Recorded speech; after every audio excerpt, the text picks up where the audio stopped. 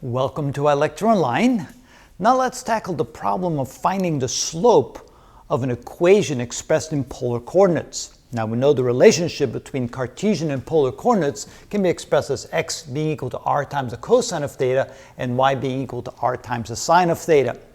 Now we also know that the general expression for the slope dy dx, if we have an equation in polar coordinates, that can be written as the ratio of dy d theta divided by dx d theta. Notice when the d thetas cancel out, you end up back with dy dx. And then if we take the derivative of y with respect to theta, and we take the derivative of x with respect to theta, of course using the product rule, we end up with this expression right here. Now the next question is, where do you want to find the slope? And that, of course, that depends on the equation or the function. So let's say we have this function right here where the equation is defined, where r is equal to 1 plus 2 times the sine of theta. And let's say we want to find it when r is equal to 0. In other words, if the function passes through the origin, like it does in this case, we would like to know what the slope is of the function at that location. How do you do that? Well, you take that value for r that you picked. It could be a value for r. It could be a value for theta. You plug that value back into the general equation for the slope dy dx to see what you would end up with.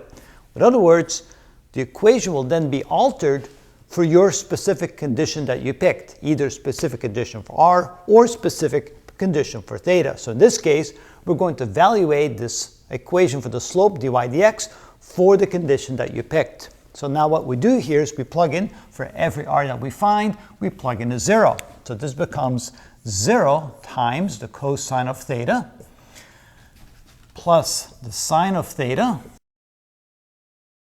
d theta divided by, in the denominator, again we plug in a 0, so 0 times the minus sine of theta.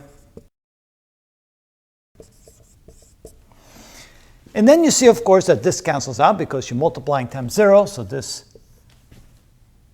cancels out with that, or I should say this simply goes to 0. So now we end up with the sine of theta divided by the cosine of theta times dr d theta over dr d theta.